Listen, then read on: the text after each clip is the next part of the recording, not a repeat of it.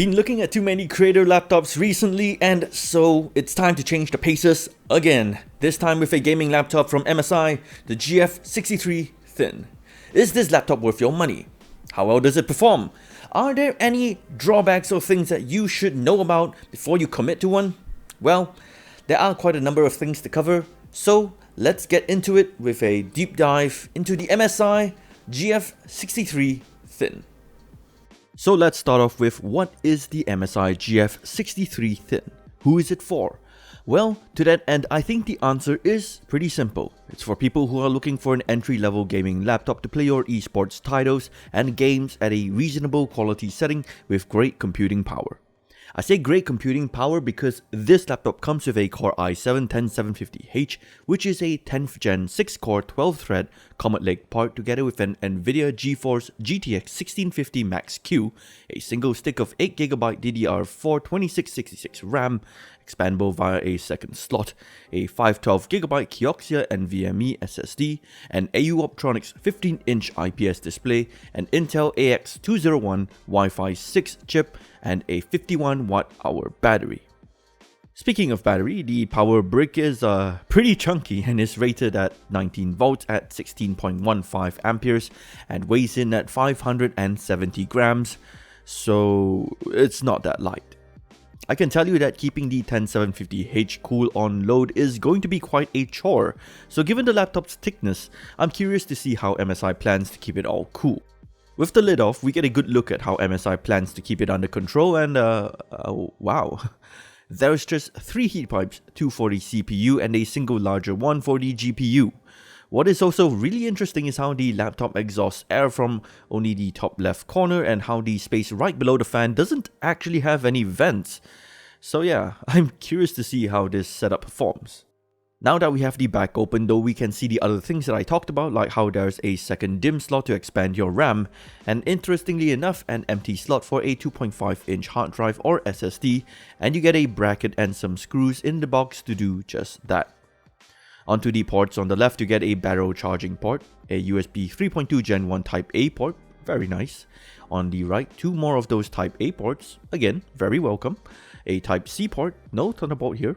A full-sized Ethernet jack, and finally 2 3.5mm jacks for the headphone and microphone. No card reader, so you're going to need a dongle if you want that. There are quite a number of ports on the right, and while normally I would prefer them on the left, this might mean blasting hot gaming air onto your mouse hand, so in this case I think it's alright. Before I forget, there is a bonus port on the back, a full-sized HDMI port, so yeah, if you need that, it's there. The GF64 Thin sizes in at 359mm wide, 254mm deep, and 21.7mm thick excluding the feet, 25.6 if you're including that. Strangely enough, the website lists this laptop as 1.86 kilograms, but manually weighing it myself, I found it to be more like 1.78 kilograms. So I mean, that's a good thing that it's lighter, but it's just a bit weird. Overall, the build is really nice and solid, has a gamery red and black look, is made mostly of hard plastic, but you do get some bits of brushed aluminum as well, like the lid of the laptop that has the MSI Dragon Gaming logo in red that looks like it's silk screened on, which means that over time it is susceptible to wear and tear and peeling off, and aluminum on the wrist rest keyboard top area of the laptop, where it definitely can get a bit warm if you're doing any gaming or, load.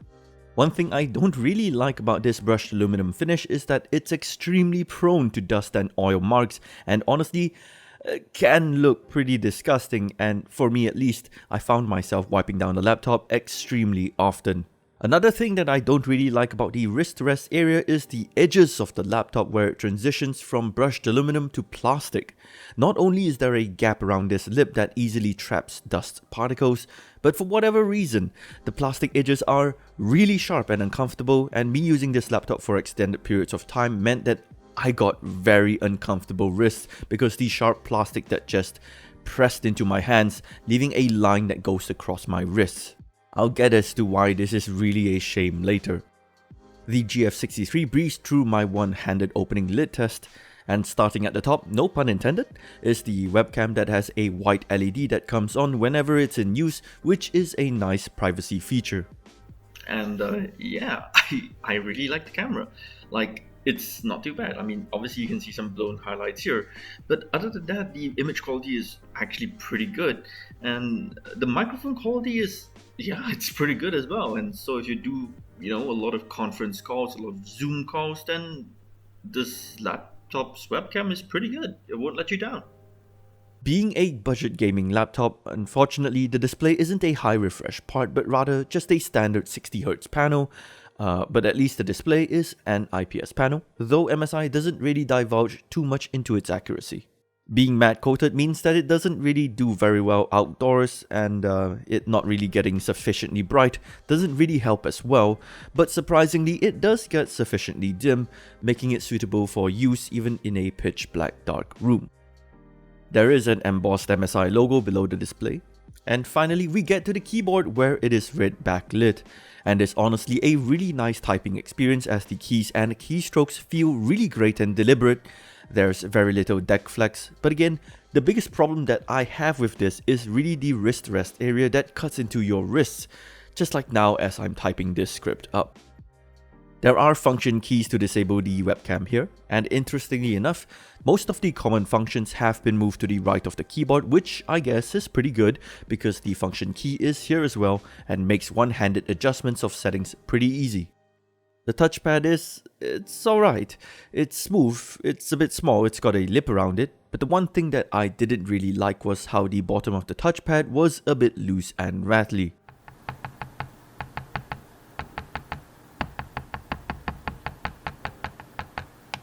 Before we get to turning on the laptop, I want to talk about the power button real quick.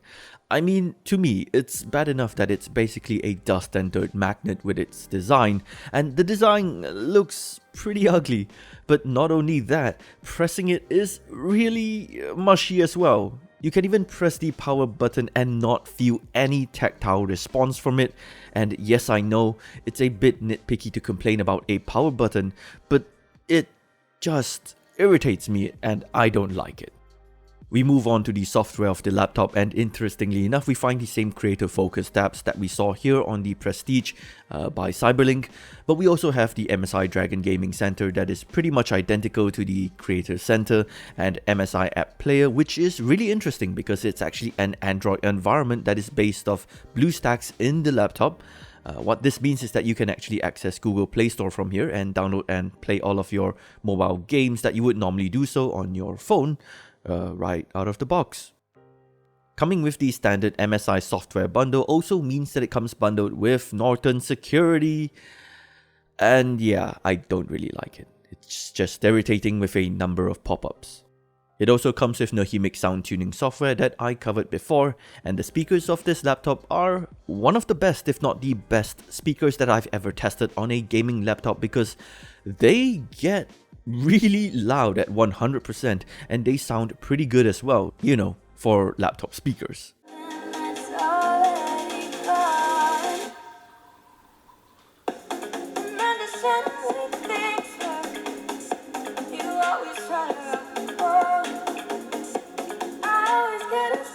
We finally get to the performance of the laptop and benchmarking it in Cinebench R20.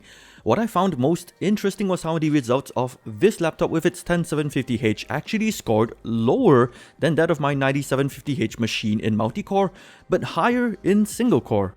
I of course probed into this further because it wasn't as if the CPU was hitting any thermal limits, and what I found was that the 10750H in this machine is configured to run at 45 watts as opposed to my 9750H laptop that runs at a higher 60 watts.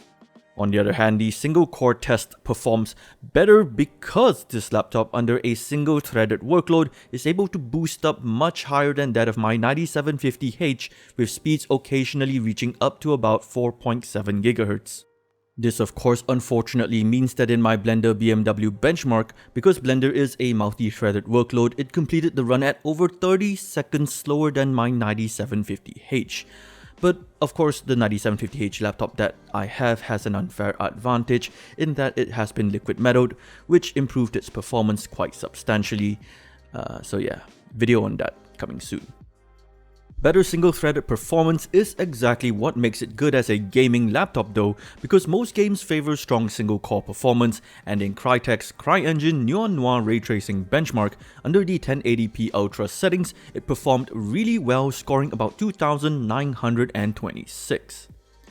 Of course, I had to test it out with some real gaming, and playing Doom Eternal under the high preset, the GF63 Thin performed admirably well, where it got about 60 frames per second, sometimes more, sometimes less, though at no point did I notice any frame dips or stuttering, which meant that I had no problems giving those cacodemons what they've got coming to them. And surprisingly enough, even though the laptop hit about 80 Celsius for both the CPU and GPU, while gaming on the laptop, at no point did I find the machine uncomfortable to use.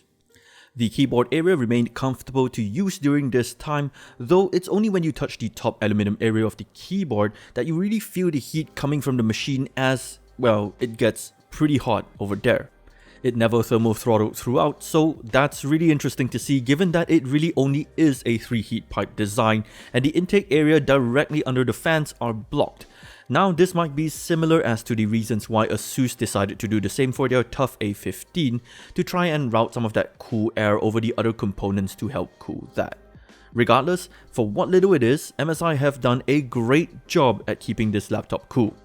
Other interesting things to note of during the benchmark was the GPU running at about 1410 MHz on the core with a consistent 5001 on the memory. Now, I say that the cooling on this laptop is pretty impressive given its size, because on idle, despite being nearly silent, it runs at only about 11 to 12 Celsius above ambient, which is really good, and even on load, while the fan gets a bit audible, it really isn't too bad at all.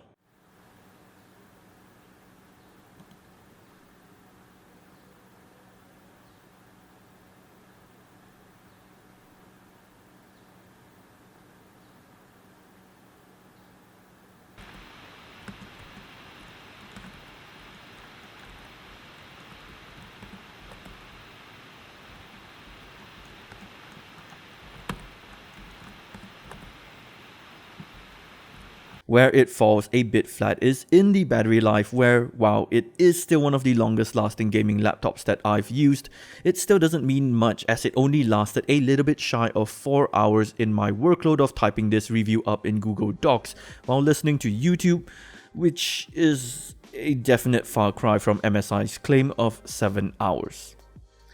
Alright, so let me conclude my thoughts on the MSI GF63 Thin, and it starts with the price point.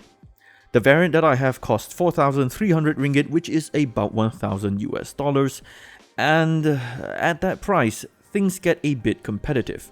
You can find alternatives from other brands with similar specs for less. What you may not get in those other laptops or brands though is a very capable entry gaming laptop that can do quite well at workloads and gaming while keeping silent and cool, and is a pleasure to type on. Just about the only thing I don't really like about it is the build and design of some aspects of the laptop, and of course the battery life, but that's really about it. If you're looking to get a rather capable budget gaming laptop that should be able to handle most, if not all, that you throw at it, then yeah, I can recommend that you at least have the MSI GF63 Thin in your shortlist. I think that if it was me buying this laptop, I would probably succumb to placing some kind of gel padding on the edges, because I can't really get over how much I like typing on this laptop, even if it insists on cutting me, so I guess that kind of makes me a masochist, doesn't it? Maybe that's what MSI stands for. Anyway, if you guys are interested in getting one, I'll drop a link in the description below when it becomes available. It sends a small kickback my way, and it helps me to, well, maintain the channel. Anyway, do your usual YouTube thing of giving the video a like if you liked it, sharing it, dropping any comments down below. Consider subscribing to me if you're not already subscribed, and, well, click the bell icon so that you don't miss any of my videos as soon as they come out. Yeah. My name is Yang, the Tech Rodent, and I'll catch you guys in the next video.